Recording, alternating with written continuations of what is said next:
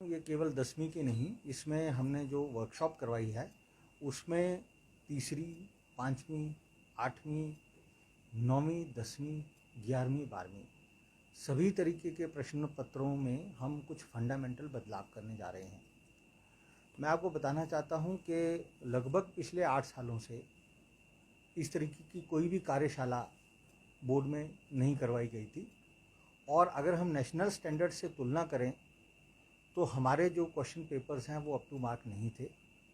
बल्कि अभी national level पे एक स्टडी हुई थी जिस बच्चे को रोट लर्निंग से अंडरस्टैंडिंग की तरफ ले जाए। तो इसी को ध्यान में रखते हुए हमने 29 और 30 तारीख को 2 दिवसीय कार्यशाला बोर्ड में करवाई, और उसमें हमने कुछ नेशनल लेवल के जो रिसोर्स पर्सन्स हैं, स्किल शेयर इंडिया करके, उनसे हमने रिसोर्स पर्सन्स मंगवाए थे, और करीब 58 विशेषज्ञ जो पूरे हिमाचल से हमारे पास आए थे उनके लिए हमने ये कार्यशाला करवाई। तो इसमें जो मुख्यतः जो चेंजेस आएंगे क्वेश्चन पेपर में वो मैं आपको बताना चाह रहा हूँ। पहले जो हमारा प्रश्न पत्र होता था उसमें मल्टीपल चॉइस क्वेश्चन तो होते थे, लेकिन वो पूरे प्रश्न पत्र में बिखरे हुए होते थे। कुछ प्रश्न सेक्शन ए में होते थे, कुछ सेक्शन बी में होते थे, कुछ सेक्शन सी में, कुछ सेक्शन डी में। तो उसमें बड़ी प्रॉब्लम होती थी बच्चों को। मल्टीपल चॉइस क्वेश्चंस को अटेम्प्ट करने के लिए हम बच्चों को एक OMR शीट, आंसर शीट के अलावा देंगे, ताकि जो बच्चे हमारे आगे कम्पिटिटिव एग्ज़ाम देने जा रहे हैं उनको OMR शीट का भी एक्सपोजर। लेवल पे बात करें तो नेशनल लेवल पे जो इस वक्त जो बोर्ड्स, जो नेशनल लेवल के बोर्ड्स हैं, वो जिस प्रकार के क्वेश्चन पेपर बना रहे हैं उसमें 2 प्रकार के क्वेश्चन, डिफिकल्ट क्वेश्चंस हमने क्यों डाले हैं, हॉट्स क्वेश्चंस हमने क्यों डाले हैं, वो इसलिए डाले हैं क्योंकि नेशनल लेवल के जो हमारे कॉम्पिटिशन्स हैं, जैसे अगर नीट की हम बात करें, जेई की बात करें, तो वहाँ पे जो प्रश्न बच्चों को पूछे जा रहे हैं वो इस लेवल के। ये 8 साल बाद ये बदलाव होगा। सर इसी महीने और वर्कशॉप होंगे और कौन करा रहे हैं, तो वर्कशॉप में क्या है? ये हमने अभी पहली वर्कशॉप कराई है, हम ऐसी और वर्कशॉप्स जो है वो प्लान कर रहे हैं। इसमें दूसरी वर्कशॉप हमारी लगभग 25 सितंबर के आसपास हमने प्लान की है, और उसके अलावा हमारा ये भी प्लान है कि जो हमारे एफिलिएटेड प्राइवेट स्कूल्स हैं, क्योंकि वो भी बोर्ड का एक अभिन्न हिस्सा हैं, उनके लिए भी हम प्लान कर रहे हैं कि उनके टीचर्स की कैपेसिटी बिल्डिंग के लिए भी हम इस तरीके की वर्कशॉप्स आगे भविष्य में करवाएंगे। जैसे OMR शीट की बात करी आपने, तो उसमें थोड़ा समय लगता है बनने में, तो उसके लिए एक्स्ट्रा टाइम मिलेगा बच्चों को? नहीं, टाइम देखिए, क्योंकि पहले भी बच्चा MCQs अटेम्प्ट कर ही रहा था, लेकिन वो हमारी जो आंसर बुक है उसमें कर रहा था। तो उसमें क्या हो रहा था कि एक तो वो आंसर बुक में 2-3 पेज बच्चे के उसी में ख़राब हो जाते थे, तो बच्चों को पेजेस भी कम मिल रहे थे।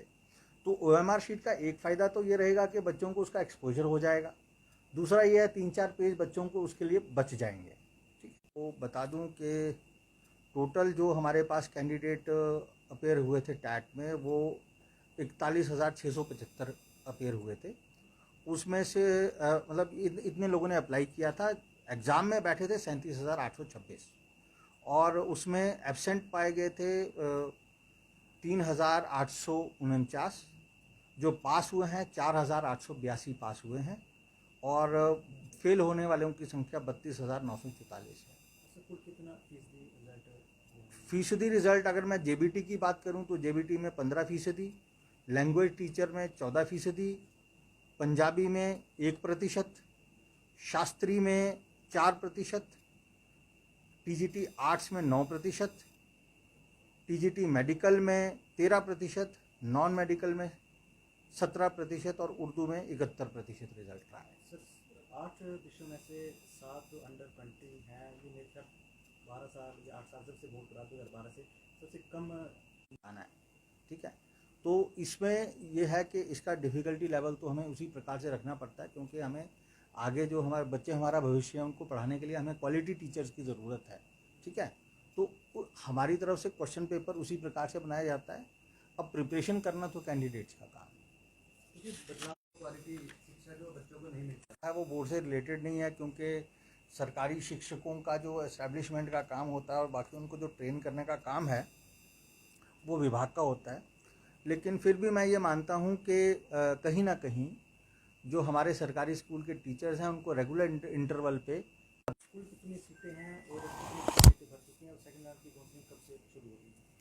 डीएलएड की अगर हम सीटों की बात करें तो टोटल हमारे पास जो है 3 प्रकार की सीट्स होती हैं इसमें। इसमें गवर्नमेंट सीट्स होती हैं, सब्सिडाइज सीट्स होती हैं और नॉन सब्सिडाइज सीट्स होती हैं। तो गवर्नमेंट सीट्स की अगर मैं बात करूँ 2300 में से 1751 सीट्स की हो चुकी है, जो कि पिछली बार के मुकाबले काफ़ी अच्छी है। मतलब इस बार काउंसलिंग में मैं आपको ये बताना चाहता हूँ कि काफ़ी लोगों ने इंटरेस्ट लिया है और सीट्स हमारी काफ़ी अच्छी भरी हैं। अब जो बाकी रेजिडुअल सीट्स बची हैं उनके लिए जल्दी ही तिथि की घोषणा कर दी जाएगी। हाँ सर, 25 परीक्षा केंद्र निर्धारण से पहले अब ये इंस्ट्रक्शन है कि और उसकी फीस भी निर्धारित की गई है।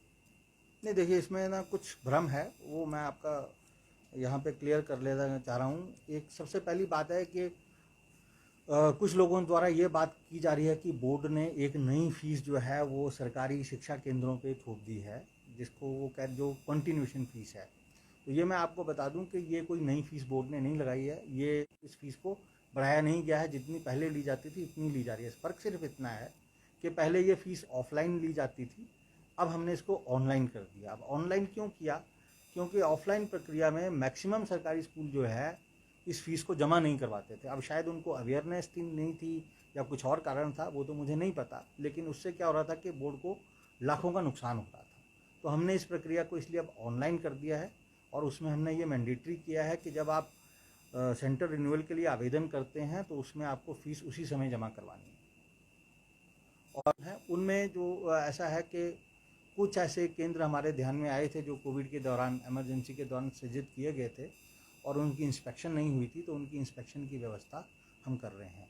तो 2025 में जो हमारे एग्जामिनेशन सेंटर बनेंगे स्पेशली प्राइवेट स्कूल्स के, उन सभी की इंस्पेक्शन करने के बाद ही हम उनको सृजित करेंगे। सर, एक केस भी आया था जिसमें एक ऐसा सेंटर जो हो वो बच्चों को उनके सर्टिफिकेट नहीं देगा। आपके ध्यान में ये शिकायत आई, आपकी ओर से इस तरह में क्या कार्रवाई की? ये सबसे पहले भी डाउनलोड कर सकता है और